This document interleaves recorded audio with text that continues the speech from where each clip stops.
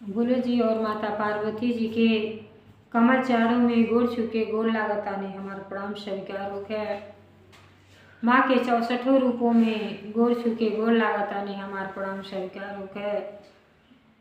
सब देवी देवता के कमल चारों में गोड़ छुके गोड़ लागतानी हमार प्रणाम स्वीकार होके। हरेंद्र भैया और नीलम दीदी के कमल चारों में गोड़ छुके गोड़ लागतानी हमार प्रणाम स्वीकार होके।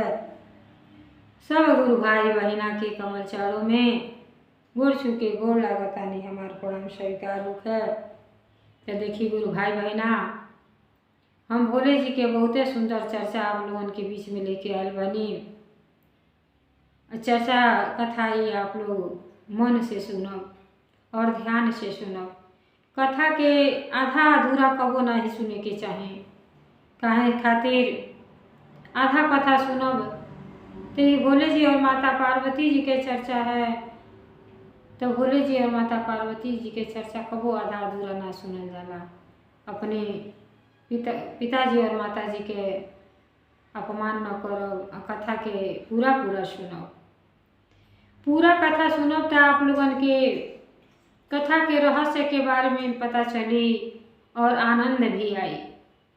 तो देखिए गुरु भाई बहना, कथा और प्रवचन के माध्यम से हमके ज्ञान मिलेला, अज्ञान वही में छिपल रहेला। तो पूरा कथा सुनब तो आनंद आई। अगर कथा ही हमारा आप लोगन के अच्छा लगी तो कमेंट में हर हर महादेव के नाम न भूलो, माता पार्वती जी के नाम जरूर लिखो और हमारे विधाता ज्ञान चैनल के सब्सक्राइब कर दे। तो देखिए गुरु भाई बहना, एक राज्य में एक राजा रानी रहत रहल लोग। राजा रानी के दोनों जनी भोले जी और माता पार्वती जी के सच्चा भक्त रहल लोग। भोले जी के दया और कृपा से उनके घर में सब कुछ रहल, कोनो चीज़ के कमी नहीं रहल। गुरु भाई बहना, सब चीज़ भरल पूरल रहल, धन दौलत तो सब रहल। बेचारी दोनों जनी के बहन नया नया शादी भइल रहल, लेकिन वो जौन रानी रहली शुरू से शिव भक्त रहली, शिव जी के तीनों सूत्र के पालन करें। पहला में दया और दूसरा में चर्चा और तीसरा में तीनों सूत्र के पालन करें। नमन, पहला में नमन करें, दूसरा में चर्चा और तीसरा में भोले जी से दया मांगे। और जैसे समय मिले भोले जी के माला के भी जाप करें। गुरु बहिना बहुत भक्ति भाव से पूजा पाठ के करें। और जब जहाँ शिव चर्चा होके उनके द्वारे पर बहुत सुंदर मंदिर रहल और वही मंदिर में हर हमेशा चर्चा होके। तो जब रानी रहली तो जनता वाणी जे अपने भोले जी और माता पार्वती जी के गुरु बनौले रहेला, तो के कान में जैसे आवाज़ यहाँ जाला भोले जी के चर्चा होता वहाँ जरूर पहुँच जाला। तो बहना जब चर्चा होके तो सब काम अपन जल्दी जल्दी निपटा के और भोले जी के चर्चा सुने चल जा। देखिए गुरु भाई बहना, समय के बीतत देर ना लगेला। बीतत 7-8 साल हो गए रानी के कोनो औलाद ना रहना। तो जैसे जब 6-7 साल हो जाला तो जनता वानी गांव के पड़ोस में सब ये बाझिन नाम रख देला।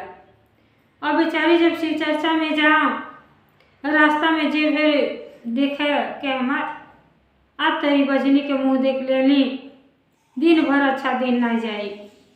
देखिए गुरु भाई बहना, ऐसा भूल तो कबो ना करे के चाहे। ये चीज़ तो अपने बस के नहीं है, लेकिन जेकरे ज्ञान नहीं रही तो ये जरूरे कोई। तो ऐसे ज्ञान बहुत अति आवश्यक चीज़ है। तो जब गेहूँ के गुरु बनाए तब आपके ज्ञान मिली। सत्संग प्रवचन कहानी सुन के माध्यम से ज्ञान मिलेला। अब बेचारी गईली शिव चर्चा में, वहाँ जितना गुरु बहिना रहली अब लगली आपस में को तारे देखो ना ई रानी जौन बाड़ी एक तो इनकी औलाद ना बाड़ा। आई जैसे शिव चर्चा शुरू होला आके शिव चर्चा में बैठ जाली। आई इनको जहिया मुँह देख ले पूरा दिन बेकार चल जाला। अब देखी गुरु भाई बहना, जब ऐसा शब्द के बोलेला तो दिल पर बहुते भारी चोट लगेला। इतना दिन से बेचारी शिव जी के चर्चा में जात रही, लेकिन भोले जी और माता पार्वती जी से कुछ ना मांगली। लेकिन वह दिन जब चर्चा खत्म हो गई, सब के दया भाव मांग ले हल, बेचारी बहुते निराश रही। दया में भोले जी से यह मांगताड़ी कि हे पिताजी, आज तक तो आप बिना मांगले ही हमके सब कुछ देनी, पति परमेश्वर देनी, लेकिन हमार बुढ़ापा के सहारा एक ना देनी। हमार बोझनी के नाव छूट जात, चाहे लड़की या लड़का हमके एगो औलाद दे दे। अब यह दया में मांग रहल बाटी। और जैसे शिव चर्चा खत्म भइल गुरु भाई बहना, सब अपने अपने घरे लोग चल गईली। लेकिन जो रानी रहली और प्रण कर ले रहली, जैसे सुनसान मंदिर भई जाके भोले जी के शिवलिंग पर माथा टिके लगली और लगली जोर जोर से पटके। अब उनके बहुते गहरा चोट आ गई रहल कि एक आदमी दिन भर जे ही सामने पड़े ते ही बाझिन बाझिन कह के पुकारे। बेचारी के अच्छा ना लगे। अब वो दिन प्रण कर लेली कि हे भोले जी, अगर हमार मनोकामना पूर्ण ना करब तो हम आपके चौखट पर सर पटक के ही जान दे देवें और फिर दोबारा शिव चर्चा में कबो नहीं आई और आप पर से सबके विश्वास उठ जाए। तो देखिए गुरु भाई बहना, अब सर पटक के अब भोले जी से दया मांगताड़ी, अर्जी लगावताड़ी और फूट फूट के रोवत है। सर में इतना चोट आ गई रहल कि सब ब्लड चुअत रह। तो देखी का कहताड़ी गुरु भाई बहना, विनती करी ले कर जोरी हे शिव गुरु, विनती करी ले कर जोरी हे शिव गुरु। कोढ़िया के काया दिहली, कोढ़िया के काया दिहली, नीराधन के धनवा दिहली। कोढ़ियन के काया दिहली, नीराधन के धनवा दिहली। सुनी मोर गोदिया देई भरी हे शिव गुरु, सुनी मोर गोदिया देई भरी हे शिव गुरु। अर्जी लगाई कर जोरी हे शिव गुरु, अर्जी लगाई कर जोरी हे शिव गुरु। रावण के महलिया दिहली, झोपड़ी में गुजारा करेली। रावण के महलिया दिहली, झोपड़ी में गुजारा करेली।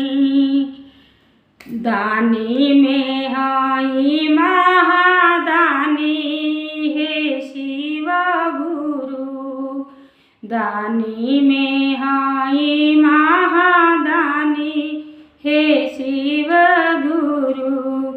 अर्जी लगाई कर जोरी हे शिव गुरु, अर्जी लगाई कर जोरी हे शिव गुरु।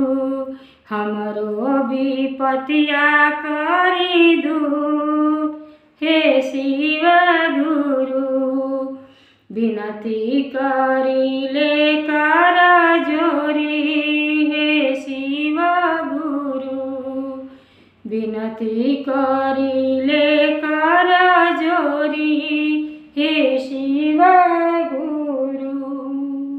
अब देखिए गुरु भाई बहना, भजन के माध्यम से जौन रानी रहली अब भोले जी से विनती करताड़ी, कर जोड़ के हाथ जोड़ के भोले जी और माता पार्वती जी से विनती करताड़ी कि जैसे अंधन के आँख दे देनी, कोढ़ी के काया दे देनी, और निर्धन के धन दे देनी, आ भक्तन के माया देनी आप। वैसे हमरो सुन कोख के भर दें, हे भोले जी हमरो मुँह जियार को दें। हम आपके सच्चा भक्त अगर होके तो हमार मनोकामना पूर्ण कर दी। हम सच्चे दिल से आपका भक्ति करेली। तो देखिए गुरु भाई बहना, जे भोले जी के शरण में जाला वो कबू निराश ना रहेला। देर जरूर हो जाला गुरु भाई बहना, लेकिन अंधेर कबू ना होला। माता जी और पिताजी दोनों जनी अपने भक्तन पर विशेषकर ध्यान रहेला कि केहू निराश न रहे। तो जब इतना भजन के माध्यम से सुना रहल बाड़ी और सर्वतन भोले जी के शिवलिंग पर पटकताड़ी, कहताड़ी कि अगर हमार मनोकामना पूर्ण ना करो तो हम आपके दरबार में से कबो घरे ना जाई, यहीं अपन जान दे दे। जब इतना बाती कैलाश पर्वत पर से भोले जी और माता पार्वती जी देखत रहनी, तब माता जी के जनता हुई माई के बहुते दया होला। अब माई रो पड़ली, कहनी हमहू तो 3 लइकन के माई हई, गणेश कार्तिकेय और मनसा हमरो तो 3 लइके हैं। अगर हमारियो लइके ना रहते हैं तो हमारियो बड़ी दुख होत। तो देखी इतना सबके 4-4 5-5 लइके देले बानी, अब त्रिलोकीनाथ कहावे नी हे स्वामी। तो वो अपने भक्त के रक्षा करी, उनके वही में से वो काट छाट के औलाद दे दें।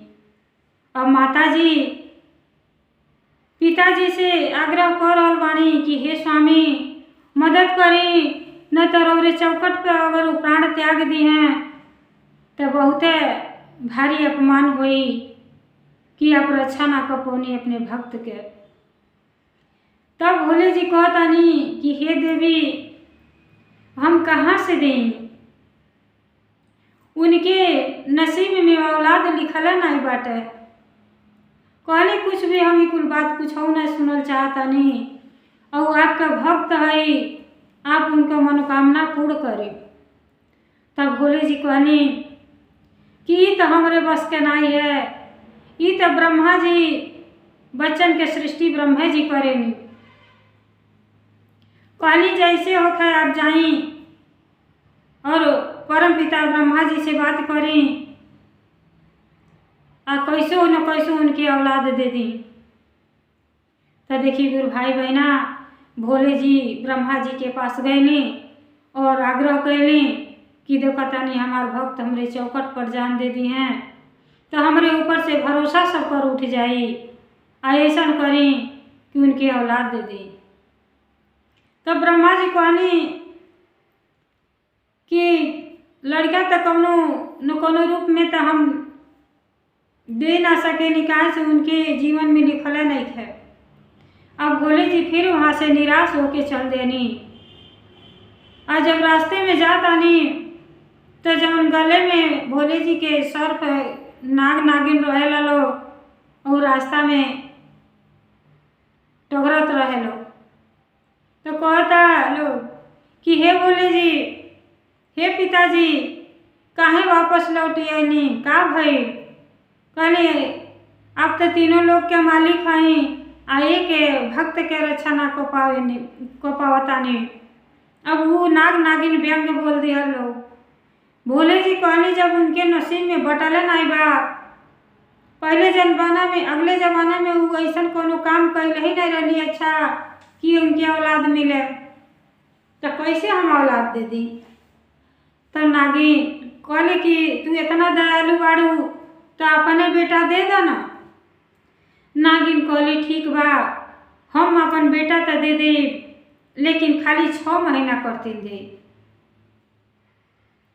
अब भोले जी अब उनके जब रानी रली राजा के से बता देने कि लड़का तो तुमके देव, लेकिन 6 महीना लड़का जी। राजा के तनिको खुशी ना भई, कहला 9 महीना तो पेट में पली हैं और 6 महीना के बाद दे के फिर आप ले ले तो उतर जीते जी मर जाइए। तब बहुत विनती कहना, कहला ठीक बा 1 साल के उम्र दे देतानी। राजा कहना चलो ठीक बा, नाई से भला हाँ तो बजनी के नाव छूट जाई, चली 1 साल का दे दी। तो देखी गुरु भाई बहना, नागिन का कोयली आपन लड़का दे देली। नागिन तो जनता बानी मिलन के हर रूप में बदलाव आवेला, मनुष्य के रूप में भी लोग रहला और नाग के रूप में भी रहेला। अब उनका लड़का अपन दे देली, और जो है माथा पटकत पटकत वहीं बेहोश हो गई लली। जब होश भई, अब जब बेहोश हो गई लली तो उनके पति हॉस्पिटल ले गए ना उठा के। तो जब वहाँ जांच पड़ताल भई तो डॉक्टर कहला कि तो माँ बने वाली बाड़ी। अब रानी सुनली तो बहुत खुश भैली कि भोली जी हमार सुन लेली, माता पार्वती जी हमार सुन लेली फरियाद। अब जब तक जीवन रहे तबले हम भोले जी और माता पार्वती जी के भक्ति कबो ना छोड़ो। अब बड़ी विधि विधान से लगली पूजा पाठ करे, आ घरे अली तो बहुते खुश रहे। मालूम पड़े गाप आ गईली, लेकिन जब उनका पति रहना उनके चेहरा पर तनिको खुशी नहीं रहे। वो तो अंगुरी पर दिन गिने कि 9 महीना तो पेट में ढोइया, 1 साल के बाद ही लड़का फिर ही दुनिया छोड़ के चल जाई हैं। फिर जौन खुशी आई फिर गम में बदल जाई। उनके चेहरा पर गुरु भाई बहना तो उनको खुशी ना रहे। लेकिन जब गुरु बहना के बालक पैदा भइना तो बहुत खुश भैली। वो बालक के कबो धरती पर ना उतारे, गोदिए में ले रहे। इतना प्यार दुलार करे, इतनी सुंदर शरीर भगवान जी दिले रहनी कि जे देखे थे मोहि जा। सब गुरु बहना को है कि हो ना, वो देखो ना भोले जी के ऐसा दया बा कि इतना सुंदर पुत्र इनके इतना दिन के बाद भइल बा। कबू भैया ना उतारे, कोनो काम करे रहता राजा के गोदी में दे के जा। तो देखी समय के बीतत देर नहीं लगेला गुरु भाई बहना। वो बेचारा लड़का 1 साल का हो गई ना, अजैया 1 साल के हो गई ना, राजा के तो होश उड़ल रहे। अब गोदी में ले रहली, आ लेके दूध पियावत रहली, आ लड़का के हाथ नीचे लटकल रहल। अब नागिन अली भोले जी से कहली कि देखिए अब 1 साल हो गई, अब हमार लड़का वापस लौटा दी। भोले जी कहली अब ऐसा हम तो ना को पाई, दे के कैसे ले ली। फिर तो बेचारी बहुत दुखित हुई हैं। कहली कुछ भी होगा लेकिन हमारा औलाद चाहिए तो चाहिए। भोले जी कहनी चाहिए तो जा ले लो। अब नागिन का कहली, लड़का के हाथ नीचे लटकल रहल, अब आके हाथे में लड़का के डस ले ली। और लड़का दूधे पियत रहना बेहोश हो गए ना। जब डसली तो खटिया के तोरे बैठ के अपन रूप दिखा देली। जब उनका माई देखो तड़ी, लड़का लगना रोए। जब रोए लगना तो कहते है दादा हमारे बाबू के काज निकाह हथवा में हो गए। तो ताको तड़ी तो देखो थे नागिन, कहते हमारे बाबू के नागिन डस ले ली। अब वो लगली रोए चिल्लाए। जब बेहोश हो गए ना लड़का तो जब सब के जुटल तो देखा था कि लड़का तो ये दुनिया में बटला नहीं बाड़ा, सुगना बन के उड़ गए। राजा तो जनता रहना कि 1 साल के उम्र रहा, अब तक कुछ ना हो पाई। खाली एक बजनी के नाव छूट गए बस, और कुछ ना भई। लेकिन रानी जौन रहली, रानी अपने बेटा से इतना प्रेम करत रहली। जनता बानी हर माई अपने औलाद से इतना प्रेम करेली कि अपने शरीर के कबो प्रवाह ना करेली। अब वो लड़का के केहू के छुही नहीं देताड़ी, कहताड़ी नहीं हमार बाबू हमारे गोद में सुतल बाना, आ हमरे लड़का के केहू हाथ न लगाई। छोटा सोचा था सब केहू कि छोड़ के ले जाए, इनका दाह संस्कार को दी।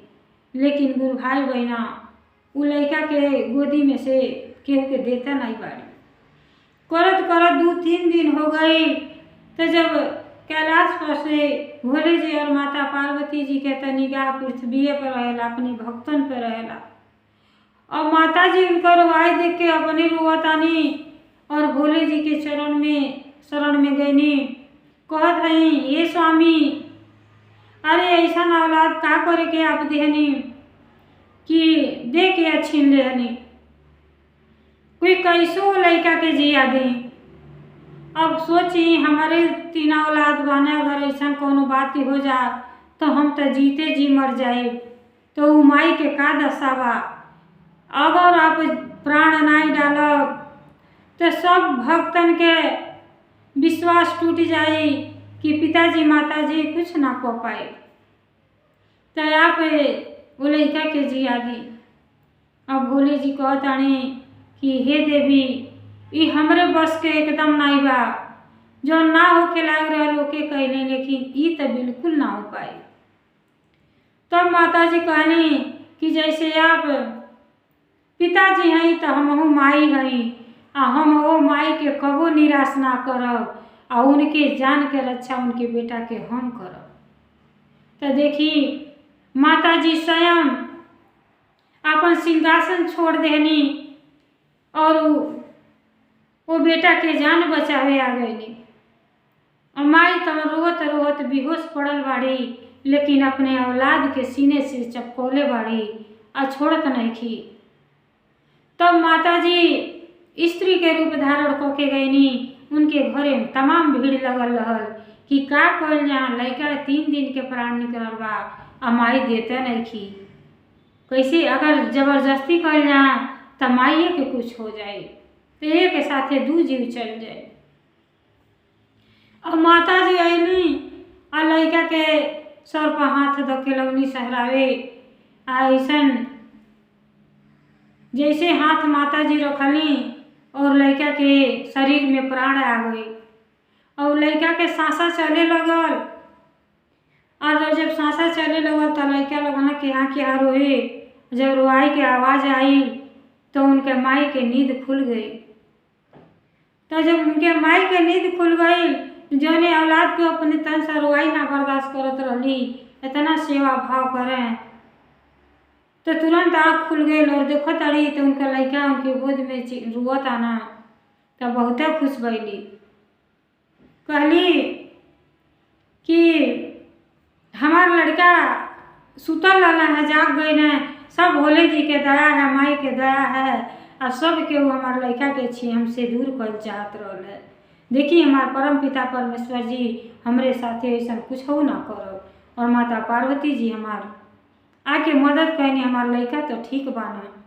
और जब ऐसा चमत्कार दिखने राजा साहब तो चकित रह गई न कि इनकर तो 21 साल के उम्र रहला, कैसे ऐसा हो गई।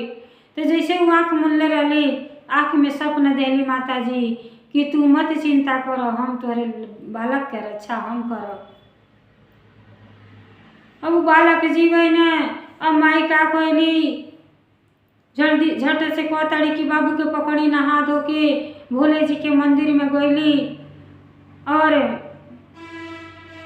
भोले जी के शिवलिंग पर अपने लड़का के वहीं शिवलिंग के पास सुता देली। कहली हे पिताजी, आपका महिमा बहुत अपरंपार बा, हमरे ऊपर इतना भारी उपकार कईनी कि जीते जी जब तक जिंदगी रही तब तक ना भुलाई। आप बहुत देवों में महादेव बानी, आप सबसे श्रेष्ठ हैं हे परम पिता गुरु जी, आपके चरण में बार बार प्रणाम बा। अब जाके राजा रानी भोले जी और माता पार्वती जी के चरण में गिर गए लोग और लगल लोग भोले जी से हाथ जोड़ के आशीर्वाद मांगे कि हे पिताजी, आप बालक के जीवन देली, इनके जीवन के रक्षा आप ही के हाथ में बा। अब ऐसा दिन कबो ना आवे, ऐसा आशीर्वाद दें कि हमारे घर परिवार खुशहाल और हमेशा बनल रहे परिवार। तो देखी तब तक वही माता जी और पिताजी प्रकट हो गईली। कहली कि अब तुहार दुख के दिन दूर हो गई, अब तो के केहू ना बाजिन कही, तू ले जा अपने लड़का के साथ में, तो आनंद खुशी से रहल। तब देखी भोले जी और माता पार्वती जी कितना बढ़िया आशीर्वाद दिया सब कि मर के लड़का जीवित हो गई न। और जन गुरु बहिना रहली उ प्रतिदिन पूजा पाठ करें, दुख सुख सब में कैली बेचारी, कबो भोले जी के भक्ति ना छोड़ली कि हमके दुनिया संसार का कहता पागल, सब केहू पागल कहे बाझिन कहे, लेकिन ऊपर परवाह कबो ना कैली। अब भगवान जी के भक्ति करते रह गईली तो देखी उनकर मनोकामना भोले जी और माता पार्वती जी पूर्ण को देनी। तो जैसे उनकर दुख दूर हो गई वैसे भोले जी और माता पार्वती जी सब गुरु भाई बहना के दुख दूर करी और सबके आशीर्वाद दी, सबके परिवार आनंद खुशी से रहे।